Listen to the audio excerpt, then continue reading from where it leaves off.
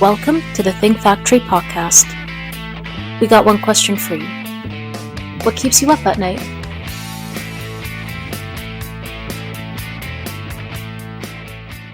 I'm your host today, Chris Santamassimo, and the nice thing about having your own podcast is you get to talk to your friends or your new friends and your interesting people in the industries that you serve. And I had the privilege of meeting George Pereira recently, who is the vice president at Whitebird and Moyy up in Canada in the packaging segment. So welcome to the podcast. Well, thanks for having me, Chris. It's great to join you on the think tank, and I'm excited to be here. Terrific. Well, we appreciate you jumping on. And, as I said, I just like to spotlight really interesting folks in the industry that are doing creative things, growing, thinking about, how their business is going to grow and prosper. A lot of networking I know that you do. So I'd love to introduce or have you introduce the company to the folks that listen to the podcast, and we'll kind of take it from there.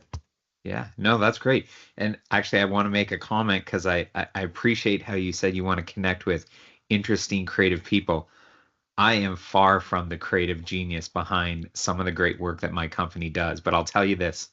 At Whitebird and at Moyy, the two brands in which we operate, we have a really amazing, talented team behind us that does stuff every day that really blows my mind and really helps our customers stand out at the shelf, at the doorstep, really come alongside them to be a good partner to help their brand shine. So I have a strong team. To give you a little bit of background on who we are, we're located in Hamilton, Ontario, Canada. We've been in business for many years, operating first under the brand called Whitebird, which started out as a print company and evolved over time into a supply company, selling everything from toilet paper and Tylenol and packaging supplies and all kinds of things in the middle. And then eventually we expanded into custom corrugated packaging. And it was over probably the last 10 years where that business really took off for us. And we needed to create some separation and more focus on what we were doing from a custom side in the corrugate space. And so we decided to launch a new brand called Moyy. And you can check that website out and see all the cool stuff that we do on the creative side of things, helping brands stand out at our Moyy website. But we serve mostly customers within the Greater Toronto area. And over the past 4 years, we've been expanding our reach with our digital print capabilities to service customers, really taking us from, I would say, upstate New York all the way to Chicago and everything kind of in between. And so that's been a really cool journey to see what we can do and how far we can stretch, our reach with all the great stuff we've been doing. So that's Whitebird and that's Moyy. Terrific. Great introduction. So what do you attribute this big growth to? Is it a market factor? Is it the offerings that you have? Is it a combination of those things? You know what? I think, in business and in speaking to business people, one thing that I've learned over the years is in order to have a successful business, you have to have good people and you got to have great culture. So when we talk about Whitebird and Moyy and the success that they've had over the years, I've been a part of a succession plan in the company. I've been there for over 20 years and I've seen the transition and ownership and have been a part of the tremendous growth. But a lot of that growth really attributes to the leadership and the culture that our company has. And I see that throughout a lot of other companies that are really successful. We've obviously been a part of the packaging industry. We're part of an industry that is got constant demand and there is constant growth. So that's a good thing. But in order to really excel in the industry, you got to have great process. You got to invest in great technology and you got to have great people. And there's a lot of people in our company that have been there for over 10 years, 15 years, 20 years. And that's a testament really to the leadership that's been put in place today and the leadership that was even before them. So that's how I would answer that question. We're growing because we have great people. We've got a great culture and it just so happens we have a great product. Indeed. So where Where do you see the greatest demand growth? Is it in sort of traditional corrugated, or is it in some of the fine packaging, that's got embossing and embellishment that really, speaks to the brands that you're serving? Yeah, so I mean, once again, depends on what we're talking about specifically. If we're talking about what's happening at Whitebird on a supply side of things, or if we're talking about Moy and what's happening there. But I'll take a moment. I'll talk to you a little bit about Moy and where we're seeing growth and trends. I would say, really since COVID, we saw obviously a big surge and uptick in demand for corrugated packaging. But even more so than that, we saw a significant increase in demand for customers wanting more color and more graphics added to their packaging. And I really believe that's because brands at that point had to shuffle and change their focus from selling, on the shelf at a retail store to direct to consumer. And, when the box shows up at your doorstep, it's got to look good. You can't show up looking like you drop ship that off the back of a boat. It's got to look like everything the customer was expecting when they saw it online and they clicked the little button and said, ship it to me. And so we've been seeing a tremendous uptick in demand for more graphics, more ink on the paper. And so our company has made significant investments to support that rising customer demand. So we purchased about 4 years ago a EFI Nozomi. Shameless plug for EFI. But we purchased one of their single pass digital printers that allowed us to really now manufacture boxes at true production speed, giving us that competitive edge to go to market and help brands that in previous years maybe couldn't be as competitive as they wanted to be, but today they can. The solution is there, the speed is there, the quality is there to really help brand owners stand out from their competition. And everybody wants to be unique. We're in a day and age where people are expressing themselves in all different ways. And I mean, what a great way to be able to express yourself through your packaging than with digital printing. It allows you without print plates to change your box design on an order basis. It allows you to regionalize your promotions. There's a lot of opportunities that we're seeing come from the innovation that and the technology we've invested in. So that's a really long answer, but I hope it gives you everything you need. No, it does for sure. Yeah, and you know what? I like the ability to do smaller runs thanks to the digital machines. Mm. The one way it's been described is the democratization of print and packaging, meaning that emerging companies now have the capability to get into packaging in a deep way, in a brand sensitive way that their bigger counterparts always had because of size, but now the smaller companies can do it as well. Yeah, we're definitely seeing the benefits of startup companies or smaller companies that are wanting to grow, that have the desire of wanting their packaging to look like the big brand.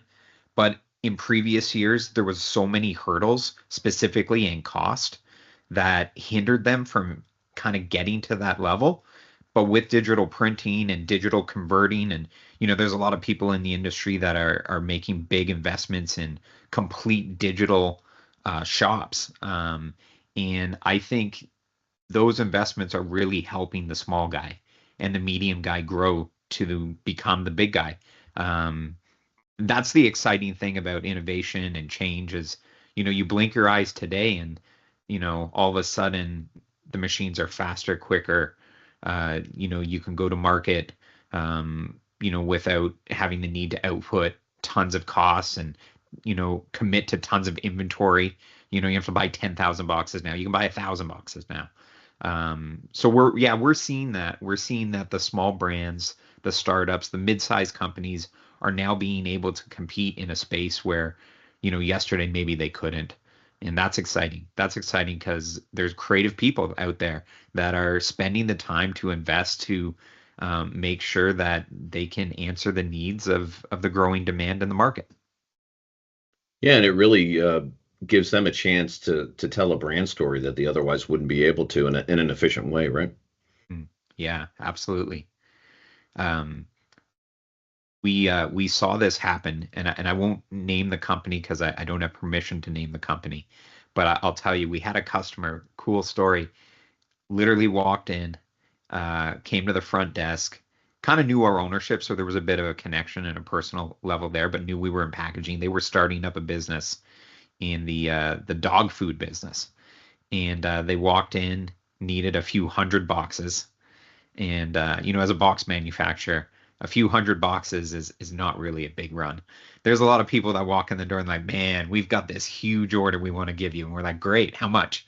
They're like, Yeah. 100 boxes. I'm like, okay, that's amazing. Yeah. And but this was one of those scenarios, and they walked in, threw us a bone. We helped them out. No pun Couple intended. hundred boxes, yeah, threw them a bone, and yeah, so here we are, probably 5 years later with them, and because of the ability for us to give them the flexibility with the digital printing, allowed us to help them with their branding, allowed us to provide them short run opportunities at a price that would help them go into the market share. Instead of like a couple hundred boxes a month, they're now buying like 100,000 boxes a month from Wow. us, literally 5 years later. So if we didn't have those digital assets on our floor, we wouldn't have had the opportunity to be a part of this amazing growth story. And I just want to also say, people love their dog food, man, specifically raw dog food. People love the pets, and it's a growing industry. And man, what a cool opportunity it was for us to be a part of this journey. But that's really, a testament to the people, the investments we've made, but also to your point. I mean, innovation is growing leaps and bounds and is giving brands, startup brands, the opportunity to really go from here to here. And that's what we saw with this one customer. It's been a great ride. Yeah, you really get to service that customer from their inception all the way through their dramatic growth. And to your point, if not for the equipment that you have, you wouldn't be able to do it. And the inclination, some companies just don't want to be bothered, but the fact that you're willing to invest in a small company or an emerging company, I think, is a testament to your culture too. Yeah, yeah. I mean, listen, we're a small family-run company still. We're not a very big company. And so our passion is to see, the small guys win. We love being a part of the winning story. And so if we can help the next entrepreneur start up their business and see if they can grow and grow with them, that's how we grow. So that's really the heart behind a lot of what our ownership does and the decisions that they make to drive innovation and to serve our customers. Yeah, so important. Where do you see either Whitebird and I'm sorry, Whitebird and Moy, or the industry in general? Like, where do you see it going in the next? I would have said 5 years Mm. originally, but I think the technology and the way people are printing packaging these days is changing so quickly that I think it's tough to look beyond a year or two. In my opinion, I wonder if you agree with that. But one way or another, what do you see coming down the pike that it would be interesting for the brands, for you as a company as well? Yeah, I think what I'm seeing, and it's interesting that you asked that question because it's something that I've been pondering myself. In my role at Whitebird, I'm really involved in our strategic initiatives in planning out our 3 year, 5 year, 10 year plans and taking our company in a direction that we feel the market is requesting. And it's a unique opportunity right now. No matter what industry you're in, uh, it's very likely that you have four generations of the workforce in your business. And all four of those generations have different needs and different expectations on how they want to be treated, different expectations on what they're looking for in terms of compensation, work life balance, all those sort of things. And one of the things that I'm seeing from the next generation that's coming up, and I think it has to do a lot with their familiarity with innovation and technology, is um, they want to buy online and they want everything quick and they want it easy. And so that whole Amazon effect is really, really playing a big role in what I think we're going to see from companies like me who are, we're selling products to manufacturers. Um, I think there's a growing demand for that super easy online experience where customers can come on, maybe design their packaging, see what it looks like, pay for it, and check out. Um, I mean, that's not new. It's been around for, the last 3, 4 years. But I'm definitely seeing that as a huge uptick because the next generation that's coming in is saying that's how we want to buy. We don't want the sales rep to come knock on our door. We don't want to spend, an hour with them with a coffee and talking about life. We don't have time for that. I want to go on my phone. I want to find the product that I want to buy. I want to design it, pay for it, check out, and I want it to show up like next day. Mm. And so if we're talking about where I think the industry is going to go, no matter what industry we're in, I really think the industry is becoming more advanced in how the buying habits of the new generation is wanting. And I think it's going online. I think there's going to be a need for more automation, and quicker speed to market at a lower cost. I mean, that's really where we're heading, and I don't know how quick we're going to get there, but that's what I see. That's such a dramatic shift too. I mean, do you think it applies not only to the smaller customers but also larger ones? I think it does because as much as we're human and we crave the relational aspect of our connections, um, really the next generation has grown up online. I don't know if you have kids, but my kids spend hours on their phones, and oftentimes I'm yelling at them, get off your phone. What are you doing on your phone? But you know what they're doing? They're doing exactly what we used to do, but we used to go outside and hang out with all our friends. But now Right. they're sitting at home, but they're hanging out with their friends. They're engaging, they're having dialogue and conversation. And I don't think we can downplay this at all. It's coming. It's coming very, very quickly. That human interaction is going to need to change from in person to online, and we need to figure out a way to meet the next generation where they want to be met. And I really believe that's where it's going to be. So the way our salespeople go to market is going to be different. The way we market to our audience is going to need to change. It is evolving, and we're going to need to change with it. Well, it makes sense if, back in the day, maybe say the Gen Xer generation is used to that face-to-face type of experience.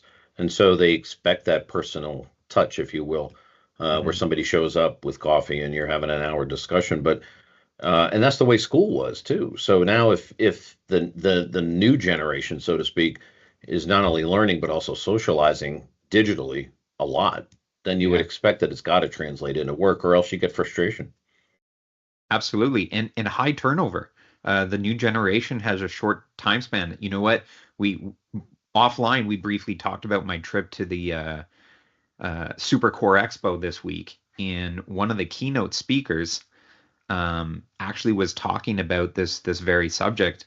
They pinpointed the fact that, I believe it was the average person under 30 will have 7 different jobs by the time they hit 30, like the next generation coming up. Where, if you look at our generation, I've been with the same company man for over 20 years. I don't flip. My generation was like, you find a job, you find a career, you stay at that company, you work hard until you retire, and then that was life. If you're not doing what you can to keep the next generation of employees engaged and interested, they're just going to keep flipping around, and hopping to the next more meaningful opportunity that they perceive as more meaningful. Right. But that's where we're going. So Yeah, there's so many market forces out there, not only what you're talking about, which is really, really important, but then even on the foundational side, there's no very few pension plans anymore where somebody earns into a pension outside public service, of course. mhm, Um, and maybe there's not so much loyalty on the employer side, right? So why is the employee going to be loyal for long periods of time? So yeah, you're right. The younger folks are going to move quickly, and I think again that translates back into how do they work and how do they buy and how do they do deals? You got to be prepared for that move. yeah, yeah, absolutely. Yeah, it's I mean, people can tease about the current, up and coming generation all they want, but the fact is they're powerful, they're digitally savvy, and naturally, what else we do, either as lawyers or as packaging professionals, really needs to respond to it for sure. Do you see also a lot of your Canadian colleagues that are doing cross-border work in the United States, and how does that dynamic work? Yeah, I mean, I would say for many, many years, obviously, the relationship between the United States and Canada has been strong. There's been good partnership for exporting and importing. I can give you an example of, at least from my perspective, um, at Moy, we buy a lot of our substrate and raw materials from the US and we bring it up into Canada. We convert those materials, turn them into pretty boxes, Mhm. and then because of a little bit of the currency exchange and some of the value that comes with just that, we ship it right back over the border, back into the U.S. So there is a good relationship, but I think a lot of that whole, how do Canadians sell into the U.S. and vice versa, a lot of that has to do with, I think, the strength of the dollar and where that's at. That plays a big factor in Canadians having the ability to ship south and the Americans having the ability to ship north. So that, that's, man, that's a political question we're almost diving into, and I want to stay far clear of any of So that that's a stuff. bit. I But think it's above our pay grade too. it's way above my pay grade. But that is the reality. It really depends on, I think, a lot of different factors. But we've definitely had great relationships, south of the border and north of the border, going back and forth, and even now we do it, and it's great. Terrific. And an issue that's on the tip of virtually every.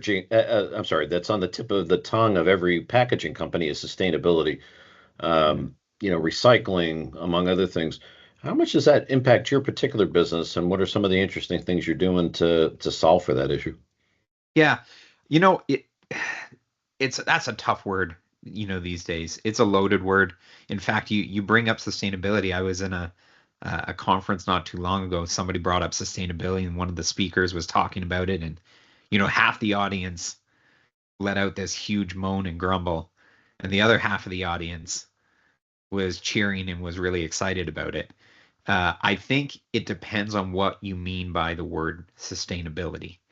And, from my perspective, I'm in an industry that's very sustainable. If you're talking about the fact that we make boxes out of, primarily out of, post-consumer recycled paper. We have boxes that can be, reused 7 times, before the fiber is too short to use and convert into a box again. So, I think where the industry is struggling a little bit is with a lot of the, not to get too political, but there's a lot of people out there, governments and stuff. Although they have good intentions, I think there's a lot of things that hinder our journey to, a better sustainable story. Um, but it's, I'm great to be a part of an industry that is very, very sustainable. We sell boxes, man. I don't know. Sometimes, customers ask us, are we FFC certified? So we are. We've got some customers, some end brands that definitely want to make sure that the paper that we're coming is coming from, sustainable, forest, and that, we're doing everything we can to ensure that the flow of the product is being done properly. Um, but I mean, that's really where it ends. There's not really much more to it. I mean, I make a box. Everybody knows it can be recycled. I think the challenging part is more on the plastic side. For sure. I think those companies, trying to develop, is my product recyclable? Okay, well, if it is, how do we recycle it? Who collects it? Who pays for the collection of that? That's really the bigger story, is all those other conversations about sustainability that, is still well above my pay grade, man. As you say, the good news is that more than 90% of corrugated gets recycled. I'm not sure exactly what the numbers are for fine packaging, but I think it's way more than 50%. So, you know, I mean, you're doing what you should be doing, frankly. But I also see, folks that think that, this type of an issue, which is regulatory and political and all those things, that it's just a pain in the neck. I mean, they may be missing the boat, because I think that there's always a story to tell, and there's always a way to distinguish your company from others that don't seize the issue in a proactive way. So the fact that it's on your mind and it's part of, your ecosystem of the company, I think is more than half the battle. Yeah, I mean, we definitely, for the customers that are asking us, what are we doing?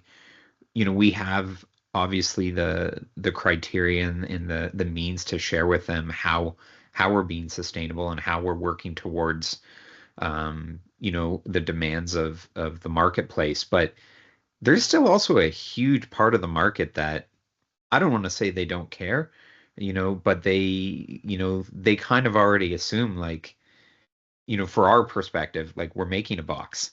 We Right. know it's going to be recycled. We know it's going to get turned back into a box. So they're not really super concerned about what certifications we've paid for and that we can stamp on the box to say that we're sustainable. They already are like, we already have a box and we Right. we know you're going to recycle it.